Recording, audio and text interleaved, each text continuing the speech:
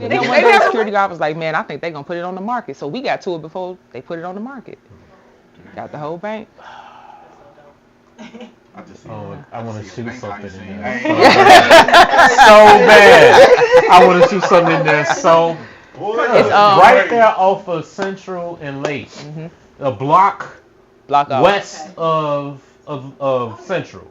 That building right there. Listen, I parked in front of that bitch all the time getting on at Central. On the train, yeah. Like forever. You did listen. I've been in that joint like I'm telling you. Yeah. That's why I left there. Stopped the Grass on Eating, came here. We gave a tour to some people from Wintrust.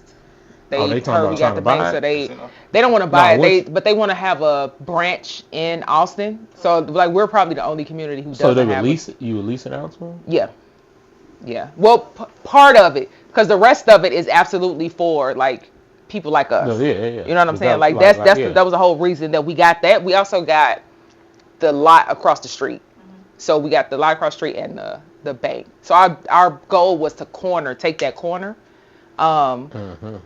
So I mean, come through and just walk through the space because we definitely looking to activate it. When I tell you, I'm gonna shoot something in there. Like, listen, you know what I'm saying? See, talking about shooting. First off, I wanna go ahead and shout out my homie, the good brother Bo Deal. You know what I'm saying? You see him with his Tyrant hat. You know what I'm saying? Listen, we've been working our ass off. Right now, we just waiting on Tyrant 2 to, give us a release date. You know what I'm saying? But it is coming very soon, and we also actually will be doing casting calls for the series. We've already shot the first episode of the series. That's done and in the can, as they say. But we got more coming, and again, auditions will be opening up very soon. So if you talk all that talk, if you haven't seen Tyrant 1, like Father Like Son, it is on Tubi. I'm telling you, did incredible numbers to the point where other doors have opened up, and that's why you're getting part 2 so soon. So just make sure you check that out. Part 2 is coming very soon, and then be on the lookout for the series. But that, what I'm saying, that's, shameless plug. Come on, Chicago. I love to hear it. Look. No disrespect to nobody, but if you want to be an actor and you really want to act, go take some classes, bro. Stop. You cannot do a craft if you don't study that craft. Yep. Gotta put some hours in. Get your books, absolutely. Get your books, take your classes. It's too many classes here in Chicago for you not to take at least one to get the beginning stages of where it is that you are, man. And enjoy the journey. Yeah. I will confirm that he know what he's talking about. Listen, on set, it's a lot of people that got to do it over and again and again and again. One take? No, you know what I'm saying? He come through, he gonna do his part. You know what I'm saying? And that's why, not only why he's here now, but why we got more coming. You know what I'm saying? So y'all just make sure y'all check it out. You know what I'm saying? Tyrant Like Father Like Son. The first one is on Tubi. And the second one is coming very soon. Yes, sir. Very, very soon. So yeah, you dig what I'm saying? And like I said, we're gonna be over there. Yeah, and come through. I promise you. Come through over there. For sure. You dig? So we talked about a few things here and there. This is something I mentioned last week. How do y'all feel about like all the changes coming with artificial intelligence? How do you think that affects the different things that we do? You know what I'm saying? I know you in transportation, you business. Yep. Do you think that will hurt or help you? I feel like it. I mean, honestly, I use AI right now, especially as a consultant. When you're in like, so I'm in the community engagement, the community development, so like actually building structures and things of that nature. There's a young lady on the west side. I want to shout her out. Her name is Mercedes Pickett. This young lady is a database developer, born and raised in Garfield Park. It took for my interaction with her, like I knew what wave AI was going to take, just because I worked in corporate for so long and I saw how they kind of prepared for it. But then I'll tell y'all what really put the nail in the coffin for me when they invited us to the Google headquarters down there in Fulton Market. And when I went in there and I realized, like, damn, this shit finna change the game. Like, and we have to be, we as in black people, like, we really have to be prepared for that, and there's a shift that's happening, and it's not enough of us in the field or who actually understands how to use it. Okay. So we fear it because we don't know how to use it. I definitely did. We fear it because we don't really know how to use it. But Mercedes built a platform specifically for Black people, and it has all. What she's done is she studied the West Side as her first platform for years, and she did like a lot of asset mapping. So all the businesses, beauty shops, art spaces like this.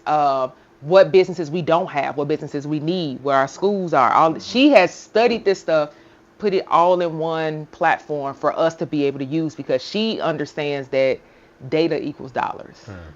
And if you can show those numbers, if you can show data and things of that nature, and a lot of our kids don't understand that, like, people building stuff because they telling your story.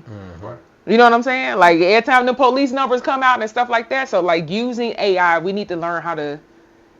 I'm not saying you have to make it a part of your everyday life, but you need to know at least somewhat of the basics and how you can use it to make your work actually easier sometimes.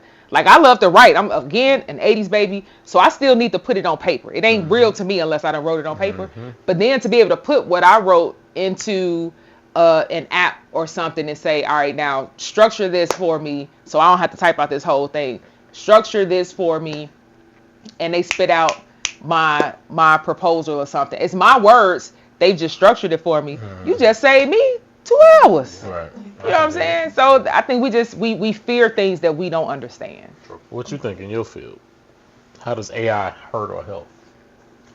I mean, when it comes to the kids and doing their work, I feel like it's definitely hurting them because they're not learning the basics. They're not learning how to form their own thoughts, how to do stuff.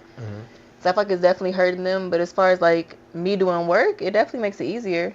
I don't personally use it, but I know coworkers who use it, and they're popping out lesson plans. Right. You know what I'm saying? And quickly, they popping out these plans and stuff very quickly. They're not having to think about it. I mean, I don't use it, but. And see, that's my thing. I've been against it for so long, but I also see, like,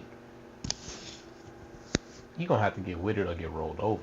You dig what I'm saying? So it's just like trying to figure out how to utilize it. I'm a creative. I'm a creative's creative, right? You know what I'm saying? I like to write, draw, paint, create everything.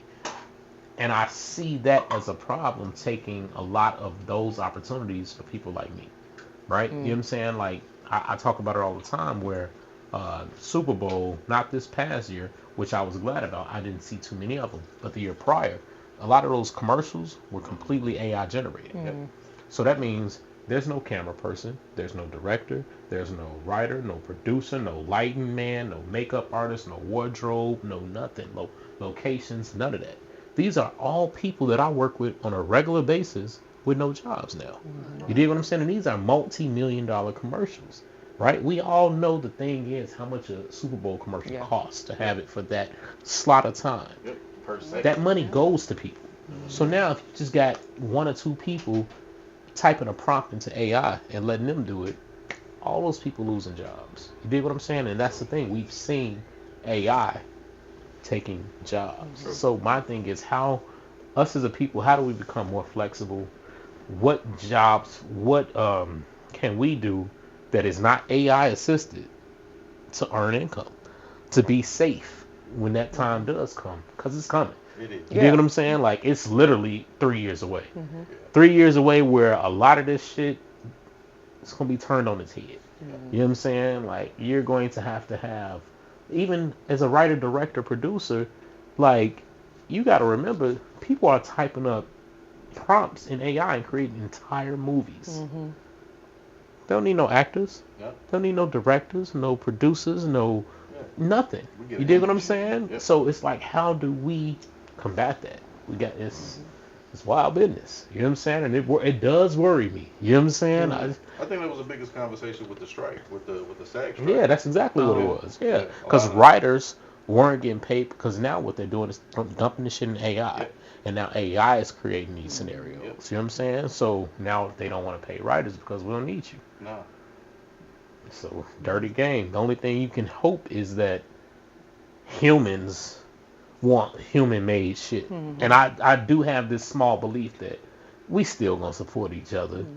But shit, once the shit get too good, what can we do? Mm-hmm. You know what I'm saying? Like, this shit looks pretty damn good. It's just an exciting ass movie, blowing shit up, and it's all AI. Yeah. You know what I'm saying? But you can see it. Yeah, I was about to say, you can see it. Yeah. Now. Yeah. You can see it. But here's the thing. Go back 2 years. How much has AI multiplied and gotten better in 2 years? Amazing. Imagine another 2. Yeah. And another 2. It only gets better if we feed it, though. No, it teaches itself now. It still needs a human aspect to be what they have made AI to be. Like, it has to be fed by humans. So when you put in those prompts, right, it takes those things in, and it processes it, right? Mm-hmm. Like, it's like if we are having a conversation and like what you just said, I said, wait, say that again. Right. Mm-hmm. That's what it does, right? Mm-hmm. So it remembers the things that we say, and it just adds it to its Rolodex. And I think one of the things about this conversation with Mercedes is her saying, the way we combat that as black people is we got these kids on these games, these phones, we got them on every fucking electronic that comes out, right? But they only learn the basic level of how to operate that. True. The reason she is going to always have a job is because she done learned the back end of that shit. She done learned it can't operate unless I put this in. So she take 2 laptops everywhere with her, and she be coding shit in. And I said, were you around when there was MySpace? Mm-hmm. And she's like, no. MySpace and I said, teaching you how to code. Our MySpace taught us how to code. Yep. We had to code that entire fucking page. If you have it, the music, everything. Everything. Right. And it's crazy because I remember doing it. Yes. My page was crazy. Yes. And I don't have a clue now. What we were doing. What we were doing. HTML. Yes. Literally. Yeah, I'm talking about I got shits going this way and red and black and pictures here. Yes. Like all kinds of shit. You know what I'm saying? So, but that's the issue. My thing is we have to remember though, like I said, 2 years ago the shit was nowhere close. Right. Another 2 years, this shit is getting scary and scary fast. Mm-hmm. You know what I'm saying? I mean, you got motherfuckers like Elon Musk not making it no better. Look, y'all. Look, I'm just keeping it real. I hope y'all got a lot of ammo and y'all guns, and like we may be having to go off the grid in the next 10 years. I just learned how to shoot. Listen, y'all saw Terminator, right? Yeah, hey, of course. Shit was telling us. Hey, used to be science fiction. It's reality. Mm-hmm. I'm trying to tell you that shit is wild. You know what I'm saying? Like it's wild. Yeah. So if you don't got a skill, a creative skill, you better find one. You know what I'm saying? Because it's coming. You know what I'm saying? Like, I think that's the thing too. Like, we're now we are pushing more people into like finding a trade. Because listen, there's a list that someone sent me that listed all of the jobs that'll never go out. It was 2 lists. One was businesses that should be in a viable black community, right? Businesses that we absolutely need. And then there was another list of trades that will never go out. Yep. You know what I'm saying? That we need to push. And I'm just thinking plumbing, HVAC, roofing, electric, roofing. You need a physical person. You need a physical person to do those things. It's like that's not like we don't make that we don't make that attractive to people anymore. Like we look at those type of jobs as like, yeah, I don't want to do that. Blue collar don't get the same love. You know what I'm saying? Like, the IT department is now amazing. Yeah, but that's also but engineering too. Yeah. Because I'm definitely pushing my son in the direction. I've been pushing him into engineering since I watched Buddy take apart a game system and put it back together, and then he asked me to go and buy. I didn't know what what's the thing they use to stream? The PC. Mm-hmm. He asked me for a PC, but when I looked it up, I was like, I'm not gonna pay that fucking money for no computer. Right. He said, no, I don't need you to buy the PC. I just need you to buy the parts. The piece, yeah. He said, buy the parts. And I'm thinking to myself, now if this motherfucker put this thing together, we own to something. Right. It was Christmas Eve. He was upstairs for 2 hours. And I was trying to figure out, I was like, damn, he never came back downstairs. I went upstairs and he was in that joint streaming. And I told him, I said, from this day forward, this is the only thing I'm investing in, is how your brain works. If you were able to do that, and he learned how to do it watching some other little boy on YouTube. I said, okay, now we doing something, right? But when you look at, and he showed, we did the research to do, like, specifically, do you know how much money black people, this is not being, maybe I am being biased.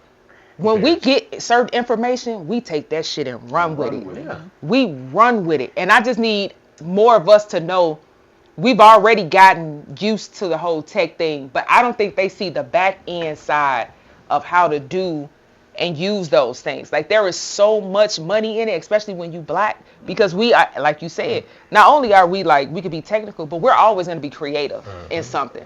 So we create things just once you teach us something and we really get it in our heads and we done learned the system, or we done figured out, like, man, this is how this shit work. We create different things from that. But the thing is like she said, a lot of things are not teaching them. It's not even bringing this to their attention in these schools. So somebody has to do it outside of the schools, because they're not going to. You know, and I feel like it's always a certain percentile, right? So, like, my son, he's 5, right? Since I can remember, this dude is a techie. Everything, if he hear a noise, he want to know what it is and how it works. You know what I'm saying? Like, the dude has taken me in the last 2 weeks.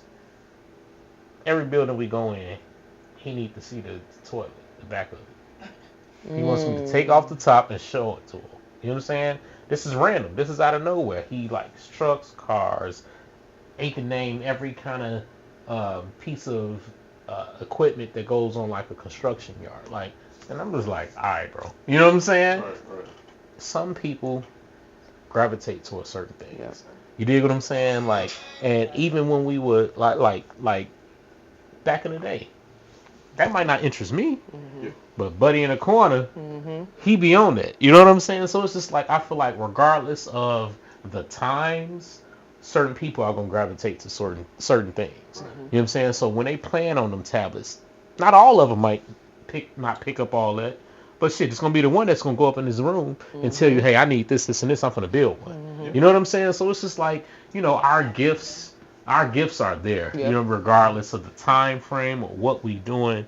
It's just a matter of honing them once we recognize it. You know what I'm saying? We got to recognize them gifts. You dig? You know what I'm saying? Know what your child enjoys. Yeah.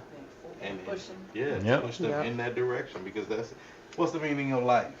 Enjoy what you do. I thought it was just be fruitful. So what was the aha moment for you all, for each one of you, to where you was just like, damn, this is what I'm supposed to be doing, or like it turned on for you? Oh, yeah, give me that. Because I just want to say, there's a particular type of appreciation I have for social workers, because y'all see certain shit. Yeah. Y'all have to deal with certain things. Like, I'm not a social worker. Not only have to, but they want to. Yeah. Like, you wake up doing that. So, that's a different type. I got a different type of respect. Listen, I ain't even gonna hold you. Stuff, I be like, shit. Better you than me. Nigga, you know what I'm saying? I am not him. I'm not. Man, yeah, no, like, different type of respect, for sure. I mean, for me, I don't know if this is even my purpose, but my mama, she put me here. I was originally going to school. I wanted to be a physical therapist. I was down at school, and I got a D in anatomy and physiology. I'm like, I can't do it. That's not the major for me. I don't know. And she like, well, you said you want to help people. Like, she listen, you want to help people. You want to make a difference. You want to do all that. You scared of blood. Okay, you need to look into social work. Like, you can't do nothing too crazy, but go into social work. Look. And so I was there. I did my volunteer time. I did volunteer with the homeless population to even get into my program. Then junior year, I went into the babies. I went to preschool. I went to Head Start. So I was down with them.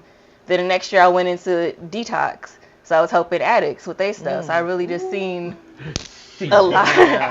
It was rough. I was 21. They like I've been doing drugs longer than you've been alive. How can you help me? Yeah. And I was like, okay, you're right. That's a good question. Let me see. Give me a second. I'm gonna pick up my notebook and go. Okay, you're right. But really just working with people and seeing the difference I made, me like, okay, this is where I'm supposed to be, and knowing okay, these people going through this, but I still go home every day. Mm-hmm. Regardless of, even now in the school, I'm at school late, I'm waiting on DCFs to come do whatever, or doing a suicide risk assessment. It's like, okay, you're doing this to make a difference, and I put in the time for it. So that's really how I feel like I knew, because it's not something you would just do, it's not for the money. Yeah, yeah. You're doing it because you love it. You like helping people.